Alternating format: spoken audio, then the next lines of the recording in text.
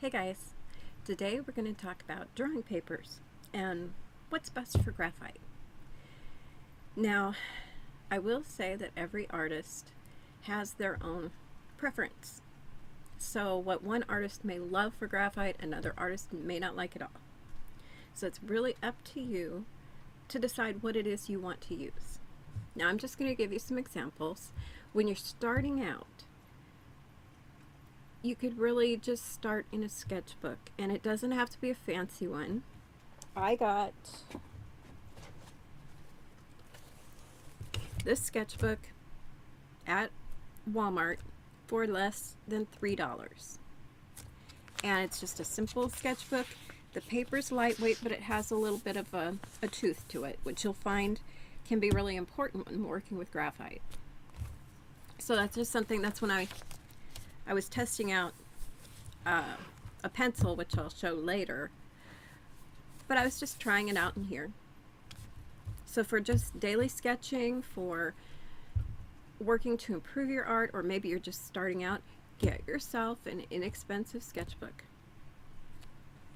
and a pencil, a number 2 pencil. Don't get anything fancy, just start out with what you have. So when you start getting a little more serious, you may want a little bit better quality, and that's when you might try something like Strathmore's Tone Tan. It's their regular sketch paper, but it's tone tan, and it can be really fun to work on. I used it for Inktober last year, a year ago, Inktober 2017, and I really liked how my inks showed up on it. But working in dark graphite and in charcoal looks beautiful on it as well. Again, it's a heavy or a lightweight paper.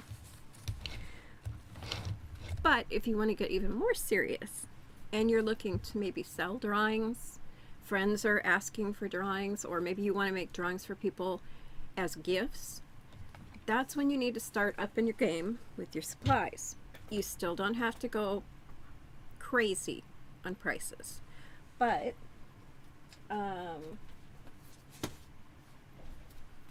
again, there's the toned papers, this mixed media toned gray and toned tan. They're a little bit heavier weight. They're pretty smooth. They don't have a whole lot of tooth, but they are nice to work on with graphite. Let's see if I can show you both colors here.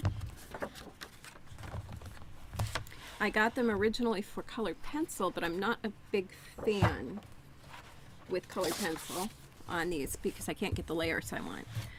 But for graphite, they can be really perfect. So that's a way.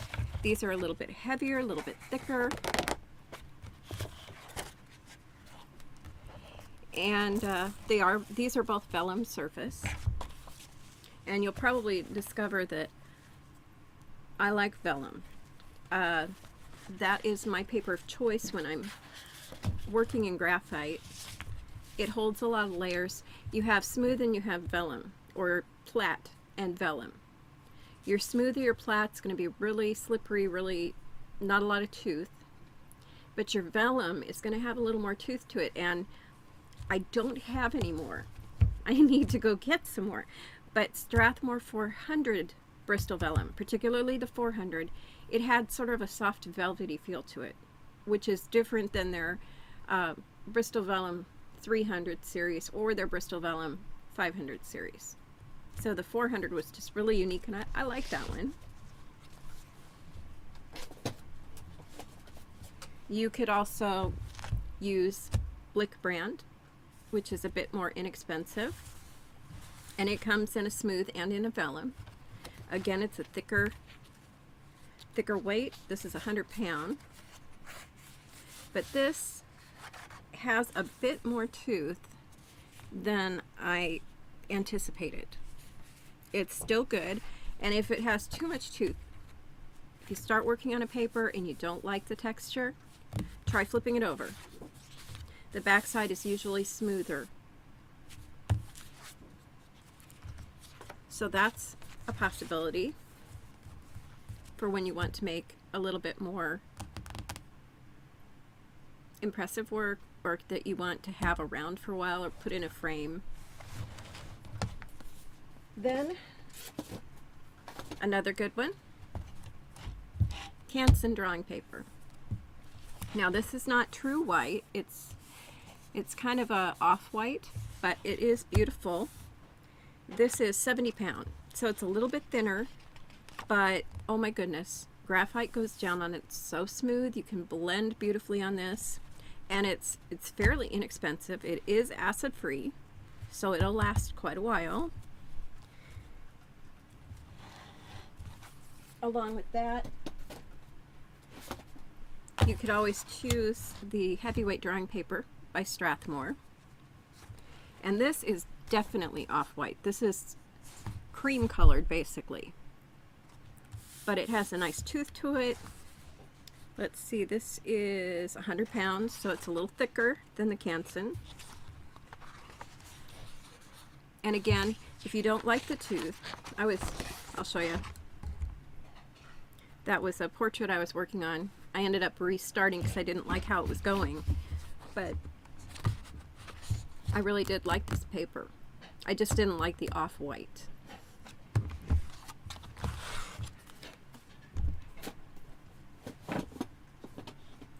And then you can get into the Bristol Vellum 300 series. I've tried this out for colored pencil, and I really like this as an inexpensive alternative for learning to do colored pencil. I'm really pleased with this, and it does a good job with graphite as well. You'll get some layers. You'll be able to get your darks dark enough on this, and it's not too toothy where you'll have like bumps in there. So this is a nice one to start out with, but eventually you're probably going to want to start selling your work, and that's where you want to think about saving up your money and using coupons that you can find for like Hobby Lobby or Blick or wherever, because the better quality your paper, the more expensive it's going to be. And when you're working professionally, you want top quality paper that's going to last, and one of the things you're going to want to look for is archival. Archival means that that paper is not going to deteriorate in, say, 5 years. Some of the others might start to turn a little bit yellow after about 5 to 10 years, but archival paper will not. It'll last you, it'll stay white. So I'll show you some of those papers. Sticking with the Strathmore here. This is Strathmore Bristol Vellum 500 series, which is their professional series. And it is a gorgeous paper to work on. And it's a nice thick one. This is archival. It's 100% cotton. And you might find a theme here with archival papers. Most archival papers are cotton. But just because they're cotton doesn't mean they're archival, so make sure you find the word archival. Another top one that I started using for colored pencil is Fabriano Artistico Extra White Hot Press Watercolor Paper. Now this is beautiful paper to work on, although oddly enough, I don't really care for it for graphite. I know a lot of people do love it for graphite. I prefer it for colored pencil, but it's a really nice paper. And again, this paper is archival. And a good one here in the States is Stonehenge by Legion. This is amazing. Stonehenge is very expensive, and for whatever reason, maybe they were clearing out stock for new stock, I don't know, but Blick had this crazy clearance table that was full of Stonehenge warm white, which is my preference, and they had different sizes, which I got different sizes, and they were so cheap. So keep an eye out for things like that where you could stock up on some really expensive paper really cheap. But this is their warm white. It's a really nice soft white, not quite as dark as the Cant Send. And this is archival, and it is cotton. And it also comes in colors, which can be really nice. They have a cream, they have a warm white, a sandy color, fawn. Fawn is beautiful. Let's see, what else have we got here? A grayish tone. So that can be fun to work on different toned papers as well. And Stonehenge is so beautiful. It's like it was made for graphite.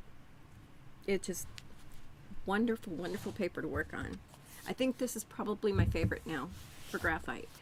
And if you saw in my 2018 end of year video of all my artwork, I did a portrait of Sirius Black from the Harry Potter series. Gary Coleman played Sirius Black. Gary Oldman played Sirius Black. And I used the Stonehenge warm white on that portrait. I was testing it out to see how it would work for graphite, and I love it. Let's see.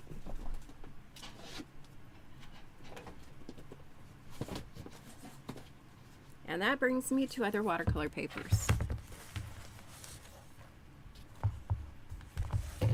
These are not cheap, I will tell you that.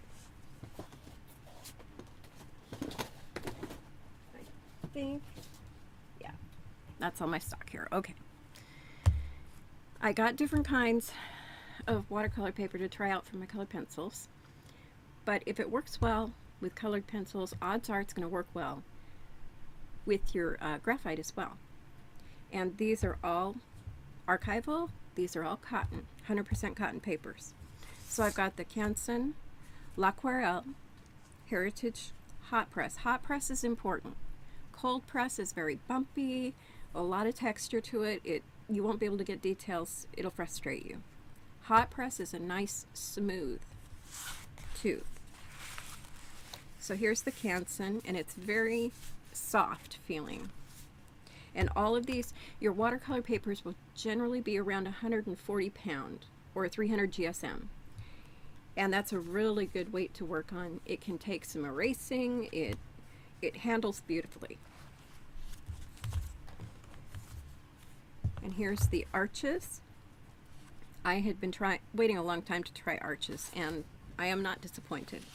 It's a beautiful paper to work with.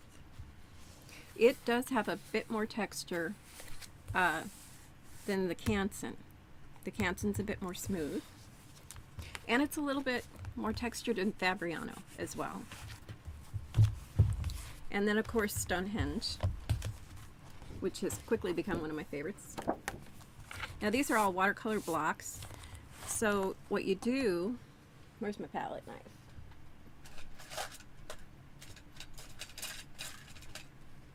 Got all my paintbrushes here.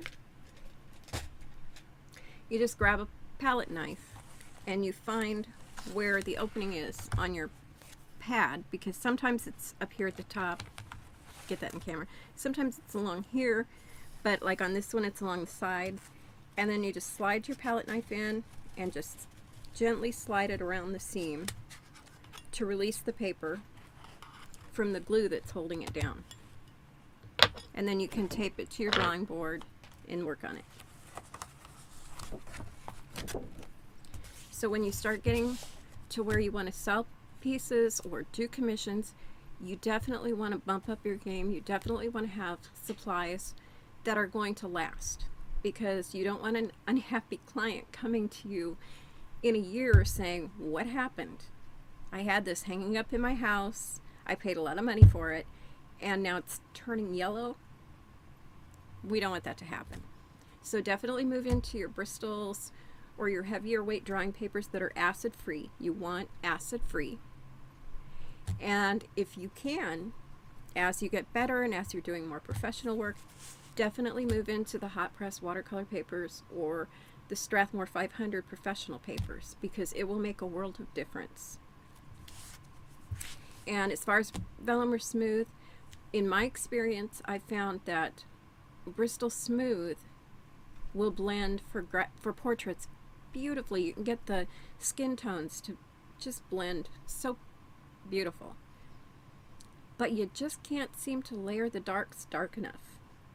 Or at least I can't on a smooth. But with a vellum, I might have a little more texture in my skin tones than I would on the smooth, but I can get my darks nice and black to have that really good contrast to make something pop. And contrast is the biggest thing, especially in graphite. You want your contrast to pop. You want to push the darks dark enough, and you want to get those lights bright enough to make it more realistic. So this is just a little quick overview of papers. And like I said, if you're just starting out, all you have is paper for your printer or a notebook that's lined, whatever you do. The important thing is start drawing. Start today. Don't use the excuse, I can't afford these papers. I can't afford this set of pencils. Get yourself a regular plain old number 2 pencil.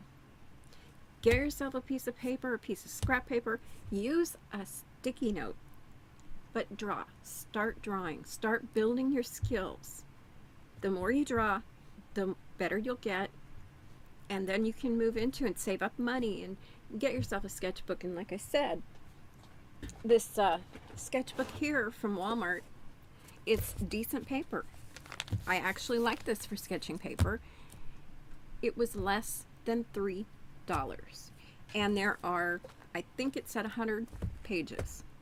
So there's 100 pages here for you to practice on and improve your work, improve your skills, and get better every day. If you draw one drawing a day, that's 100 days right there. You're going to see improvement from that very first one to the very last one. I promise you that. If you draw every single day, less than $3. And a pencil you have laying around the house. And as you get better, maybe you do a couple small commissions. Maybe you get birthday money, Christmas money.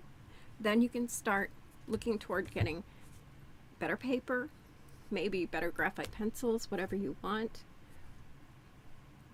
But don't put off getting started. You don't need all the fancy stuff. Just get some paper and draw. So there you have my take on papers. And for me, my favorite paper for graphite is either a hot press watercolor paper, Strathmore Bristol Vellum 500, or Stonehenge, which I'm also very much in love with. Alright, that's all I got for now. Until next time, keep creating.